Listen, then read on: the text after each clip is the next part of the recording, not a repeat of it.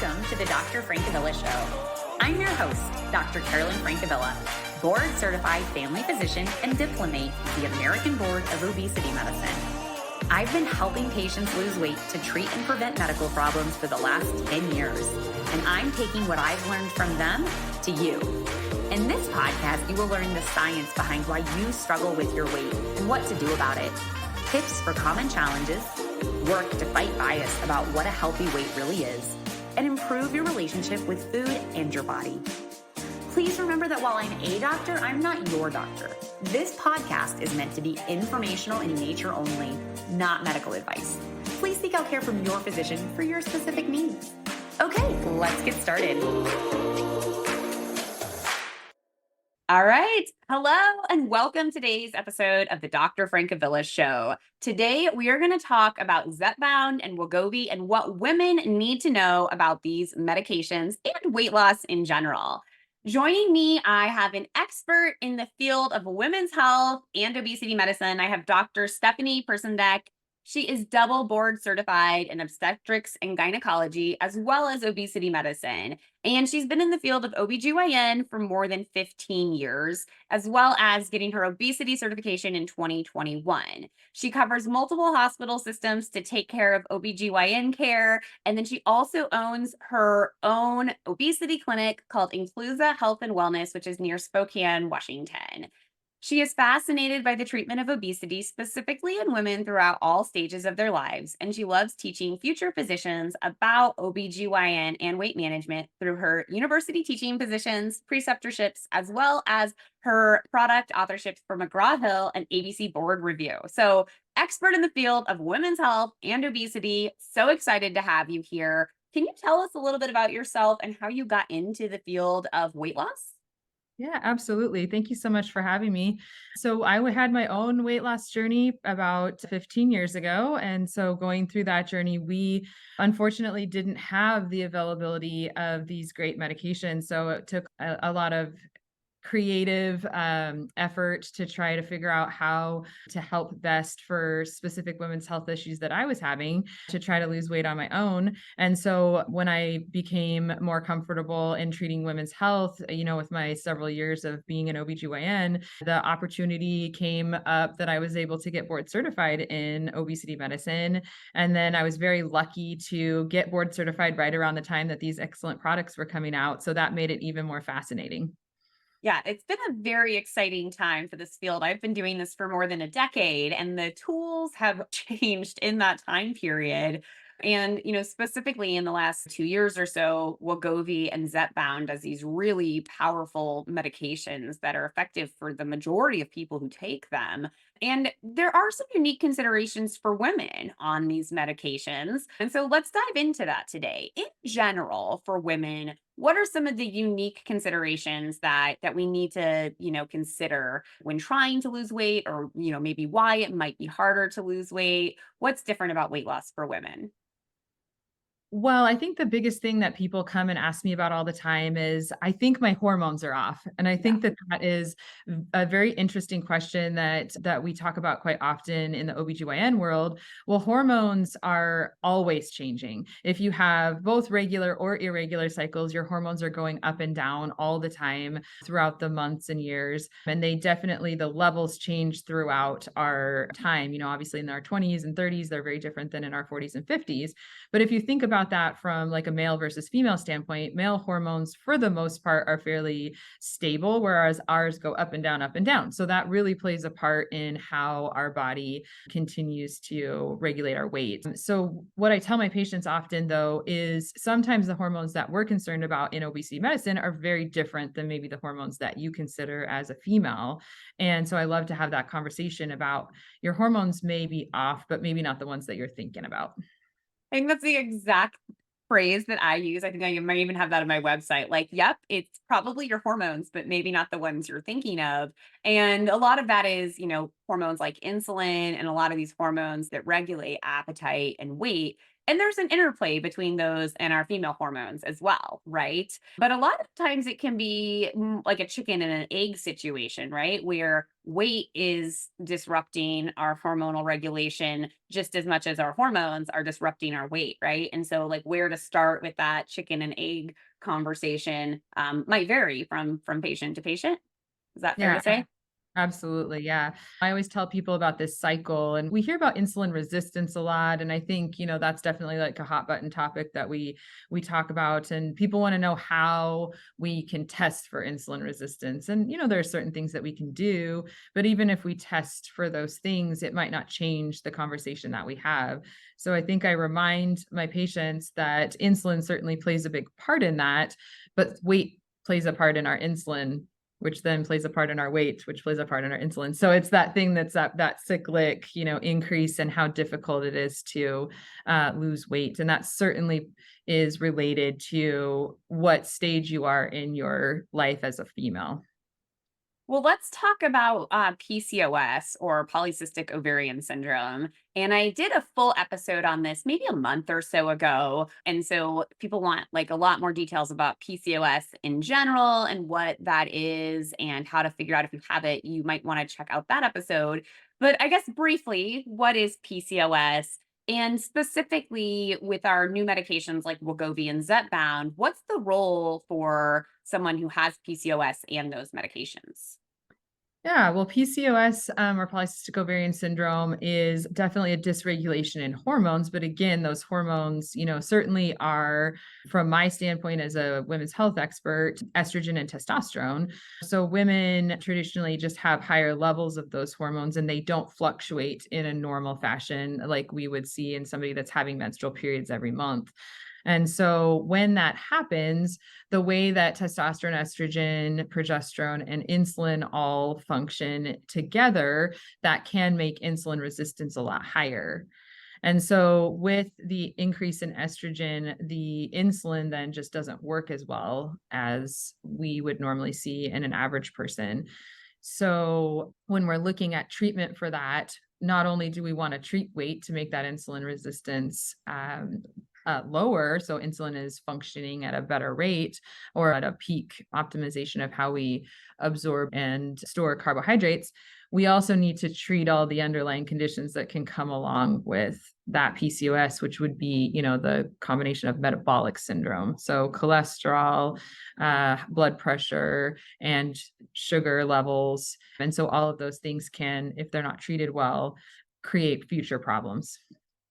And so when it comes to using a medication like Wegovy or Zepbound, what should a woman who has PCOS expect from a medication like that? What would a role of those medications be for someone with PCOS? Well, so the unique thing that we see oftentimes in people that have PCOS is that the medication has kind of two separate pathways that it works on. So it helps with that insulin regulation, which is definitely one of the underlying conditions that we see in PCOS. So we can definitely break that increased cycle of, weight causes insulin resistance, then insulin resistance causes increased weight. So we can regulate that and get the insulin to a normal level so that it's helping put the extra carbohydrate that we eat in the appropriate place and make it so that we're not gaining weight. But on the other side of the spectrum, we also have regulation of those other hormones we're talking about. So we talked about GLP-1 is the GLP-1 agonist. So that hormone can then help regulate ghrelin, which is our hunger hormone. So we can decrease our ghrelin. It increases our leptin, which is our satisfaction hormone. And then it increases the time that food takes to leave the stomach. So then we eat smaller portions and we eat less often. So that's why we see these excellent medications helping people with both type 2 diabetes as well as weight, because it functions on both of those things. Though most people don't have type 2 diabetes with PCOS, it's definitely something that is possible if we don't appropriately treat that condition because of that insulin resistance. So that's why this medication is excellent for people in that condition. Awesome. So kind of hitting both the different pathways. And again, I think the struggle for so many of my patients who come to see me for weight loss for whatever reason is these sort of, again, these chicken and the egg situations where, until you fix some of these underlying causes, there's not, it's really hard to lose weight, right? So we have to regulate appetite. We have to regulate insulin. And when we can do those things and people can finally be successful, if we are, just trying to focus on weight loss, sometimes the metabolic system is so off that we can't really do that. Yeah, we used to have, or we still have, obviously, fantastic medications that definitely can help regulate our appetite. It can help regulate our cravings. But again, like for people with PCOS, it doesn't really get at that, metabolic syndrome regulating those specific hormones. So that's why the technology that we have now is just so much more focused on treating the actual condition. Not that the other medications didn't, because they help regulate the, triggers that we have, but this can hit like 3 separate things that really help with that specific issue. Switching gears a little bit, though, probably some overlap that we can talk about. For women who are planning a pregnancy, they would like to get pregnant at some point in the future, sooner or later, and they have been told that they would have a health benefit from losing weight before they conceive. What role do these meds have? Or, when these meds aren't appropriate, perhaps, like what would you recommend? So for women who are, seeing pregnancy in the future, but are trying to optimize their health first, what should they be thinking about? Yeah, so these medications are fantastic to help get people to their goal, to get women to their goal of an optimized weight as well as cholesterol, blood pressure, and sugar prior to getting pregnant. And so, what we recommend as OBGYNs prior to pregnancy is, first of all, making pregnancy easier without having to go down the pathways of like IVF or IUI. We recommend losing around 10% of your total body weight. So sometimes even losing about 10% of your total body weight, you can kick yourself into having more regular cycles or having that normal rise and fall of hormones, and you may not need those extra treatments to achieve pregnancy. So even if your BMI is on the higher end, it's above, 40, a 10% weight loss may be enough to improve fertility. Correct. Yeah, we can't obviously predict what's going to happen from person to person, but traditionally the recommendation would be about 10%. And some people would be surprised that even with that 10% weight loss, our hormones regulate enough to then get ourselves into a normal cycle. And so then above and beyond that, optimizing that insulin pathway to try to lower our metabolic syndrome risk. So lowering our blood pressure, increased circulating blood sugar, and then of course lowering our cholesterol and triglycerides will just make pregnancy that much healthier.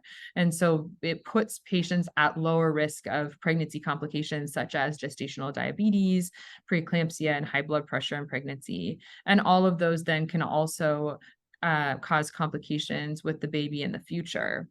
So, what we don't really think about is how our genetics and how our health at the time that we get pregnant can eventually affect our babies in the future. So, with epigenetics, it can actually make the babies at a bigger risk of having diabetes in the future, high blood pressure in the future. And so, we want to optimize all of those things prior to even getting pregnant so that doesn't happen for our children. Yes. And there is a whole new paper from Nature that talks about some of these epigenetic effects, and those effects in pregnancy, goes into a deep dive on how maybe some of the things we're eating and some of the things in our environment are also affecting that. And there's an awesome podcast episode that was just a week or so ago as well on that topic with Dr. Younglove. So if you want to learn more about that, that is another one to check out. But essentially, losing weight before pregnancy is going to possibly improve your chance of getting pregnant.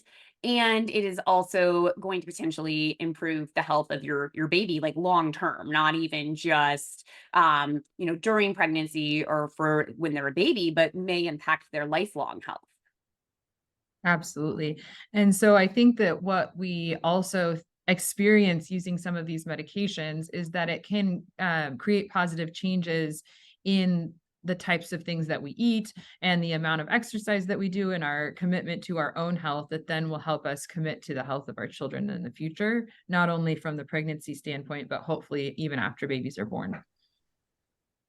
Now, if someone takes a medication like Zepbound or Wegovy, they cannot continue taking it during pregnancy at this point, right? It's not recommended.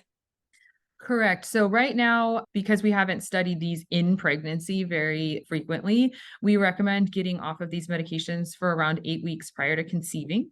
That is currently being studied now to see if we can continue to treat type 2 diabetes in pregnancy with these medications, but still the jury is out on how safe they are. So definitely, because we want to protect the safety of ourselves and our kids, we want to make sure that you come off these medications around 8 weeks prior to conceiving. But that could end up meaning that you're off the medication for at least 9 months, right? If not, more than a year by the time, you've been off it for 8 weeks and you get pregnant, you could be off of it for more than a year easily.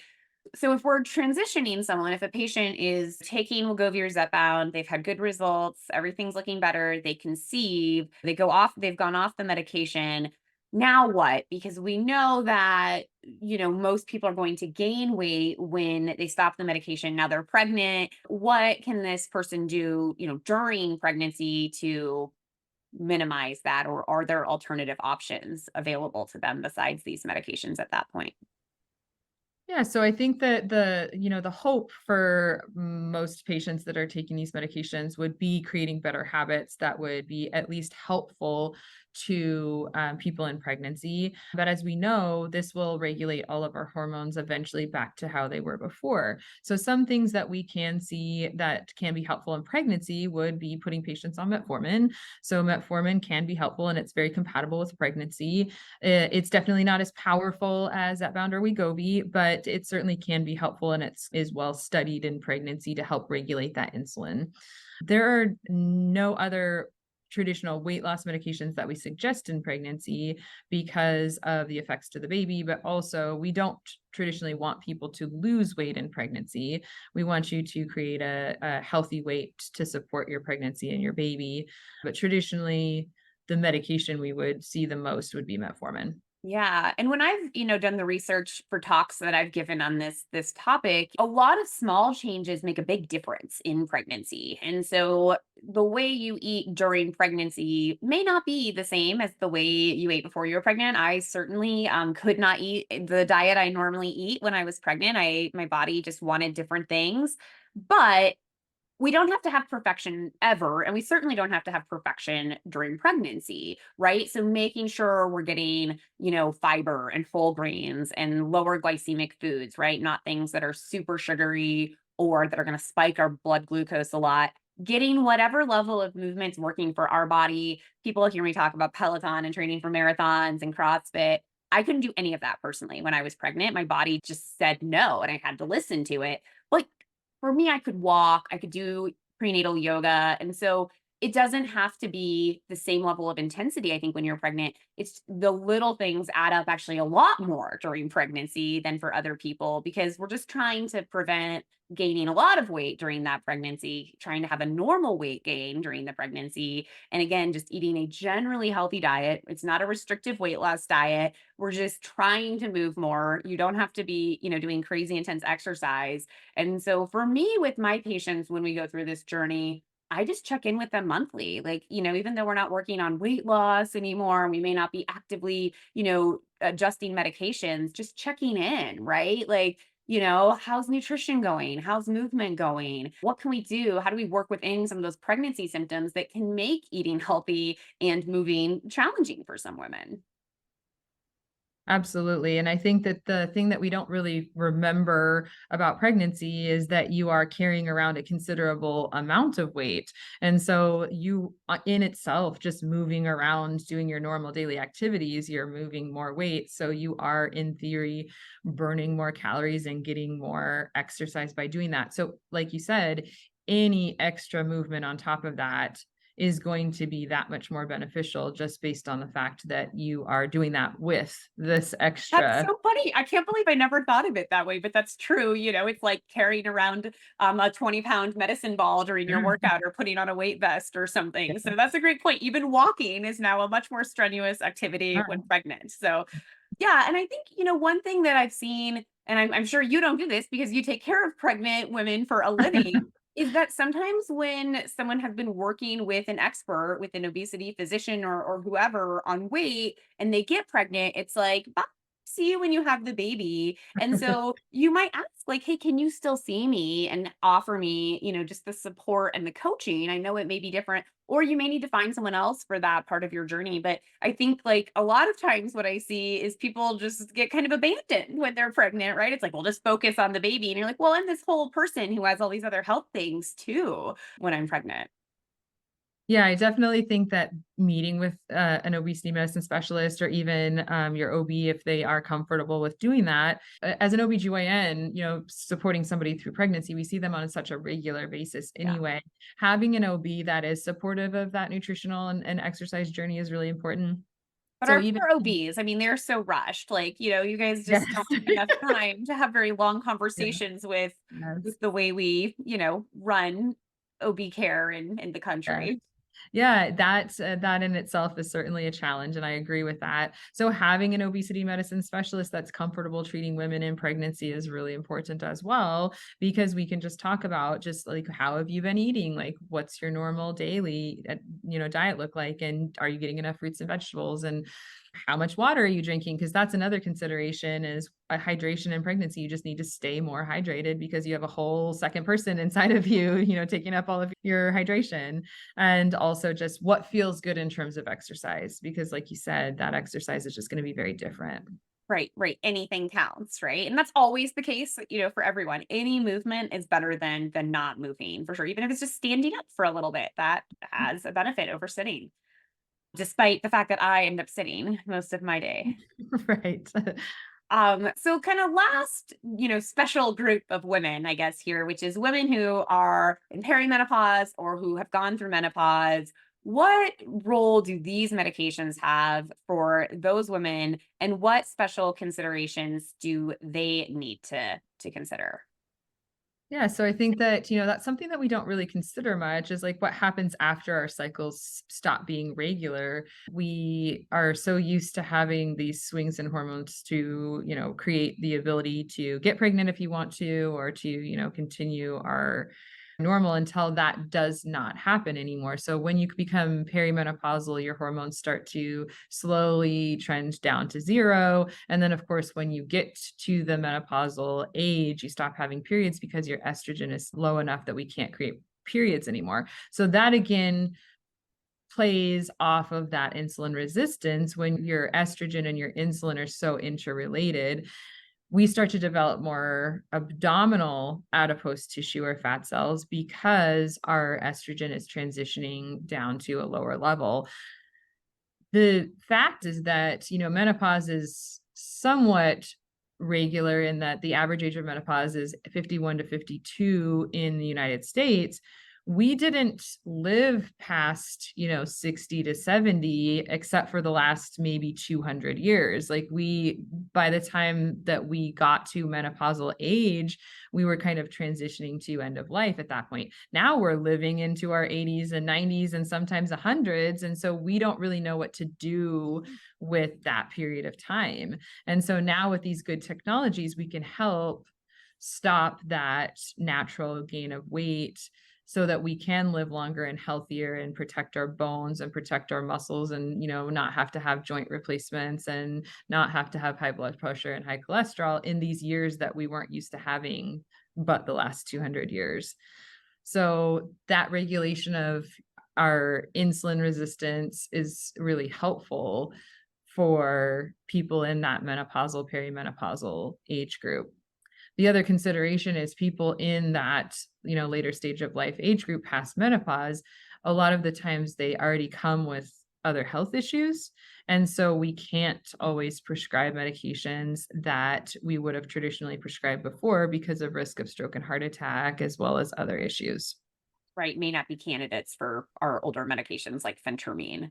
One thing I always like to emphasize too with that postmenopausal group of patients or older women is the muscle mass changes, right? So it's pretty normal part of menopause to gain some weight around your belly. And at the same time, because you have less estrogen, you're not building as much muscle. And so you lose a little muscle and you gain a little fat, sometimes a lot, depending on, how it affects you. And so for that group of women, especially if they're losing weight on a medication, really focusing on strength training, getting that muscle mass, at least keeping it, right? You may not put on muscle, Right. but let's keep every bit of muscle you have at that point in your life and getting enough protein in every day to build that muscle. And so I think that group, I emphasize that more than any other group because that's such an at-risk group to already struggle with muscle mass.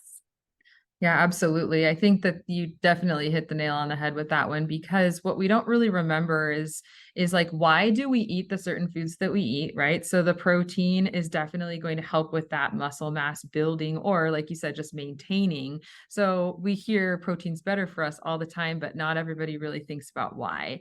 Well, the other issue that we see is that resting metabolic rate. So the amount of calories that we burn completely at rest is 70% of our calorie burning in a day. So if we decrease that muscle mass, which unfortunately we don't have a lot of control over in terms of hormonal regulation, if that starts to naturally decrease, we need to then do something to offset that by increasing our weight bearing exercise so that we can, like you said, at least maintain what we have so that we can keep that calorie burning where it's at. The other thing to consider is protecting our fall risk, protecting our fracture risk, which is all going to then play a part in that muscle building or that weight bearing activity. The people in the, advanced age groups definitely have bigger risks of that. Yeah, yeah. So some of that is the strength training. And then I've been emphasizing balance a little bit more with my patients, which can be as easy as doing like steps up and down on stairs, doing some yoga, but being able to catch yourself when you're falling is also super helpful. So strength and balance, something that we need to focus on exercise wise. Well, there was one more thing that I meant to talk about earlier, and we didn't, but I think it's really important when we talk about women and Zepbound and Wegovy, which is Zepbound has one sort of interesting thing about it, which is because it does delay how long things stay in the stomach, it can affect the absorption of oral birth control pills. So if you are taking a pill of some sort to prevent pregnancy, that medication, every time we increase the dose of it for 4 weeks, it can decrease the effectiveness of that birth control pill. And so if you are trying to prevent pregnancy, you're using a birth control pill and you are on Zepbound, what should you do, Dr. Persondek? What is the best solution there?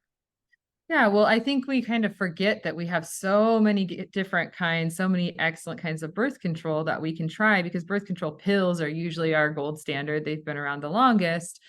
But in this unique situation, they're the least effective. So you can always try using the combination patch, which is the estrogen progesterone patch, because it's obviously not running through your digestive system, or the NuvaRing, which is the intravaginal ring, because those are very similar in formulation to the birth control pill, but then they're different, obviously, a different way to use them. They're not ingested. So if you like the way that the pill functions and gives you a good cycle, then those are other options. The other options that are usually a little bit more tricky if you've never used an implantable medication before, you can use the Nexplanon, which is the implantable rod in your arm, or an IUD. And those are nice because they are what we call LARC or long acting reversible contraception. So they don't require you to take something every week, every month, or every day. And we place them, and then they can be removed whenever you're ready to then consider pregnancy at that point. And they're pretty quickly reversible. So once we take them out, you can still get pregnant pretty quickly thereafter. So you don't have to necessarily wait for a washout period or anything like that. Awesome. So may need to consider changing your birth control if you're on pills on Zepbound, or at a minimum, using a barrier method like condoms while you are changing doses of that medication. So very key point for women, I think, who might be considering taking these medications. Well, Dr. Persondek, any follow-up, anything we missed, anything you want to make sure to let us know about? Well, I don't really know if I have anything else for you guys We to covered a lot. I know we did, but I think that, the take home point is that women just function differently than men, or we do have hormonal dysregulation that causes some of these issues. So finding a good obesity medicine provider or primary care provider that supports your journey in weight loss and is this supportive of you using types of medications like this is really important. And we're certainly out there. Yeah. If people want to find or connect with you or your clinic, how can they find you? Yeah, absolutely. So, as mentioned before, I own Inclusa Health and Wellness. So you can find us on the internet at our website, just www.inclusahealthandwellness.com, all spelled out. And that has our contact information for emailing us or scheduling an online appointment. Awesome. Well, thank you so much for joining me today. And until next week, everyone, take care. Thank you for listening to the Dr. Francavilla Show, where we learn about all things related to weight and health. If you love this podcast, make sure to leave those 5-star reviews and share this podcast with a friend or loved one. If you have a topic about weight and health you want me to tackle, head over to the website, thedrfrancavillashow.com, to submit your question. And make sure to subscribe to the podcast so you don't miss next week's episode. Take care.